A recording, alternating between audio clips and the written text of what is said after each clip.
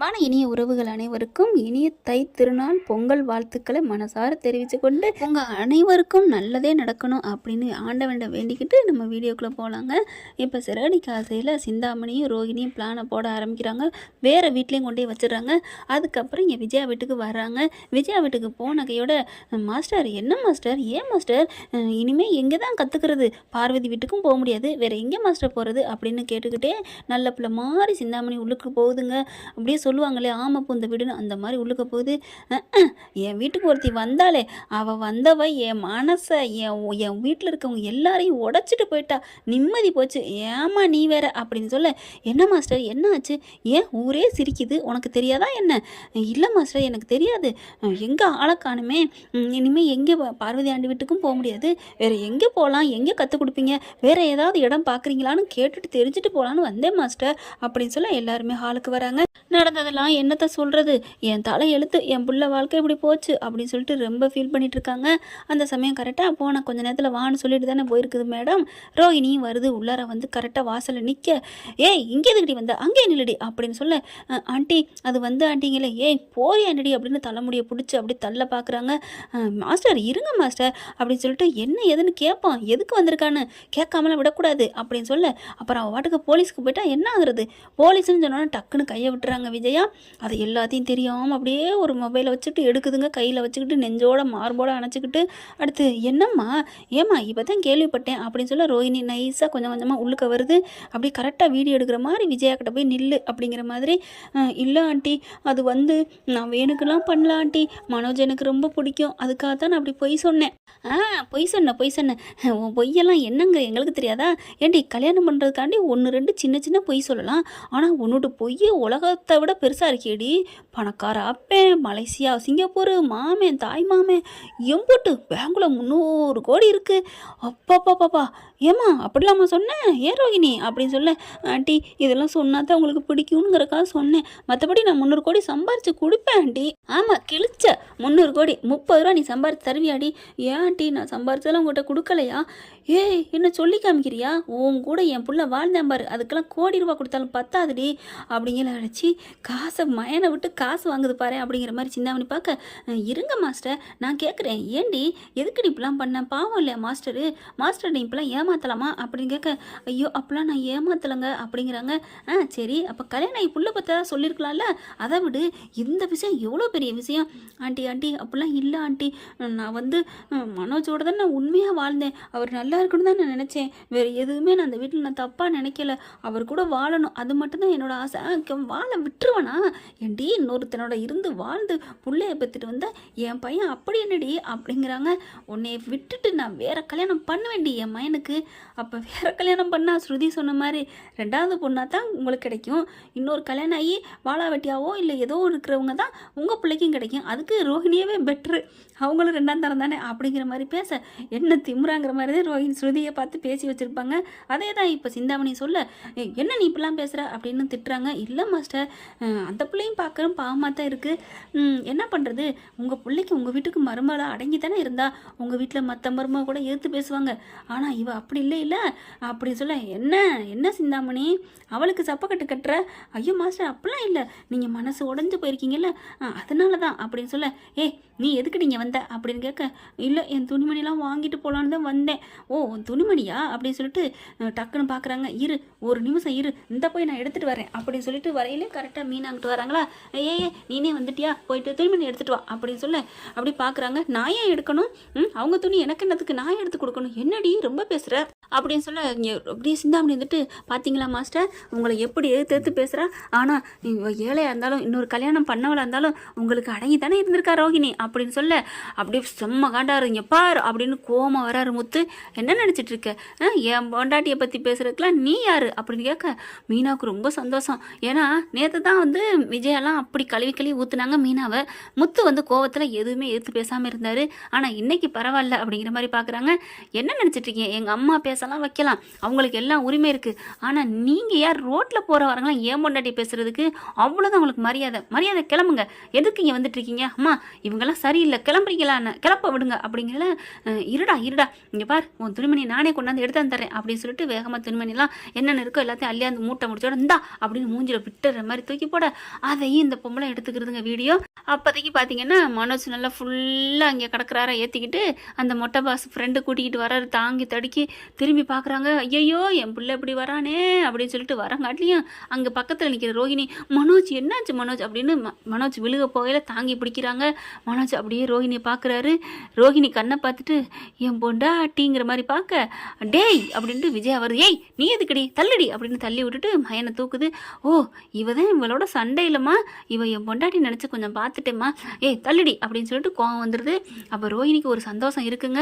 அப்போ அவன் மனசில் காதல் இருக்குது, இவனை எப்படியாவது நம்ம வந்து மண்டையை கழுவலாம் தனியாக பார்த்து அப்படின்னு முடிவு வருது அவங்களுக்கு.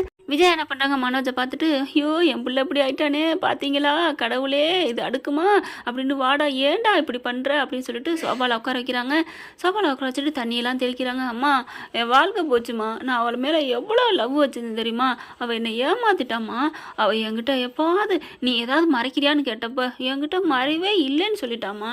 இருக்குது இந்த மாதிரி சின்ன பிள்ளை இப்படி நடந்துருச்சுன்னு என்கிட்ட சொல்லியிருந்தா கூட நான் மனசையெல்லாம் ஏற்றுக்கிட்டு இருப்பேம்மா, எதையுமே மறைக்காமல் நம்மக்கிட்ட சொல்கிறா நம்ம பொண்டாட்டி அப்படின்னு நான் சந்தோஷமாக ஏற்றுட்டு இருந்திருப்பேனே.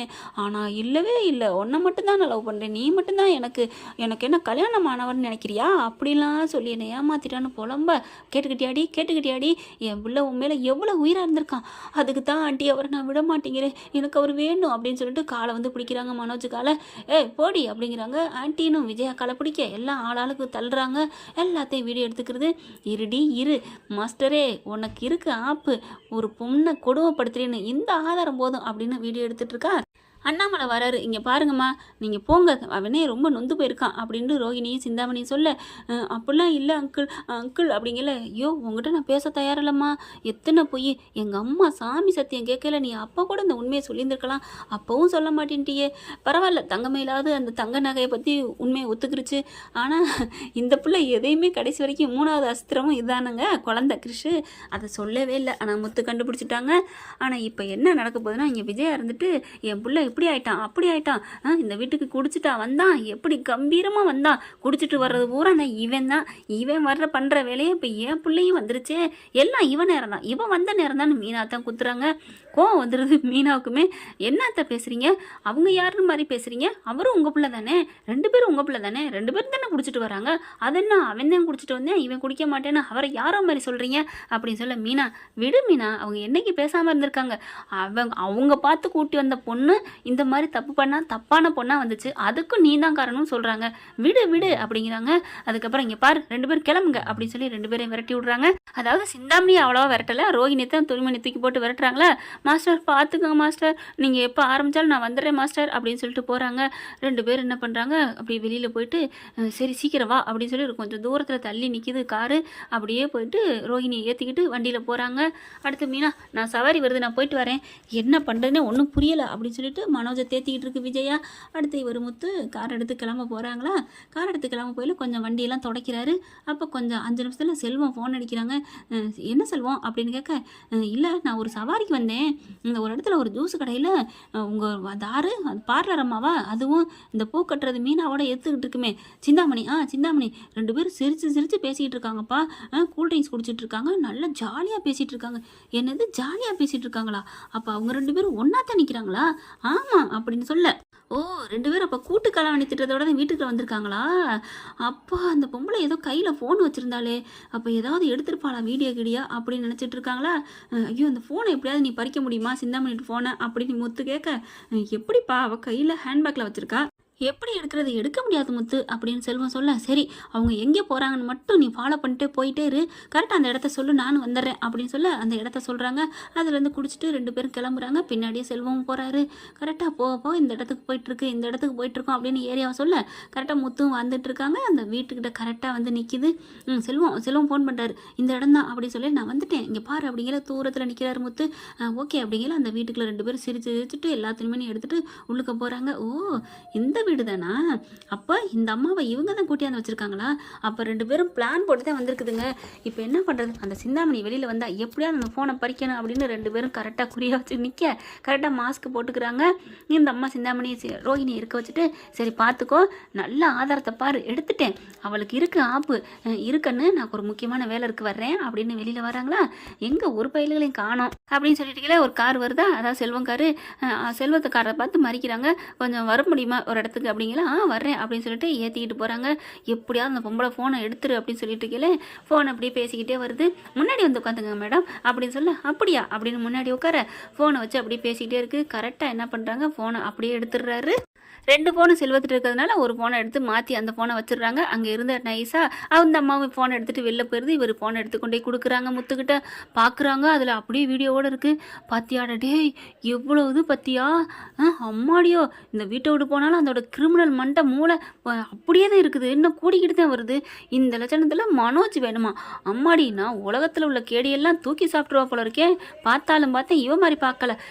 இனி என்ன பண்ணுவா? இனி ஏமாறட்டும். அந்த மொபைலில் உன்னோடது எந்த கான்டாக்ட்? அது சும்மா ஃபோனு, அது ஏதாவது ஒன்றுக்கு வச்சுருக்கதா? மெயின் ஃபோனு என்கிட்ட இருக்கு முத்து. ஆமாம், அதனால தான் நானும் உன்ட்ட சொன்னேன் அப்படிங்கிறாங்க. ரொம்ப தேங்க்ஸ் செல்வம் அப்படிங்கிறாரு. விடுப்பா, இதில் என்ன இருக்குது அப்படிங்கிறாங்க. ஆனால் நம்ம சிந்தாமணி மேடம் என்ன பண்ணுறாங்க, நேராக போயிட்டு வக்கீல்கிட்ட போகிறாங்க. இதை வச்சு என்ன பண்ணலாம் ஏது பண்ணலாம் அப்படின்னு சொல்லிட்டு ரோஹிணியும் கூட்டிகிட்டு போகிறாங்களா? என்ன பண்ணலாம், என்ன ஆதாரம் இருக்குது இந்த பாருங்க அப்படின்னு தேடி பார்க்குறாங்க. ஃபோனே மாறி இருக்குது. ஐயோ, என்னது, யார்ட்டு ஃபோனு தெரியலையே அப்படின்னு சொல்லி பார்க்க, என்ன ஆண்டி அப்போ நம்ம வீடியோ எடுத்தாலும் காமிச்சிங்களே, ஏமா ஃபோனே மாறி இருக்குமா அப்படின்னு சொல்ல, வக்கீல் பார்க்குறாங்க. என்ன மேடம், ஒன்றுமே இல்லாமல் என்ன பண்ணுறது, ஏதாவது ஆதாரம் இருக்கணும் கொடுமைப்படுத்தினதுக்கு அப்படிங்கிறாங்க. இனி மறுபடியும் போகணுமா அந்த வீட்டுக்கு அப்படின்னு சொல்லிட்டு தலையில் கை வச்சுட்டு உட்காந்துருக்குறாங்க. ஓகே ஃப்ரெண்ட், இப்படி போனால் நல்லா இருக்கும். பார்க்கலாம் என்ன நடக்க போகுதுன்னு. தேங்க்யூ. இந்த வீடியோ உங்களுக்கு பிடிச்சிருந்தா தயவு செய்து லைக் பண்ணுங்க. இன்னும் அப்டேட்ஸ்க்காக சேனலை சப்ஸ்கிரைப் பண்ண மறக்காதீங்க. நம்ம கிட்ட இருக்க எல்லா சேனல்ஸோட லேட்டஸ்ட் வீடியோ அப்டேட்ஸ்க்காக மேல ரைட் சைடுல காட்டுற லிங்கை கிளிக் பண்ணி வாட்ஸ்அப் குரூப்ல ஜாயின் பண்ணுங்க. உங்களிடம் விடைபெறுவது நான் உங்கள் மெஹர்.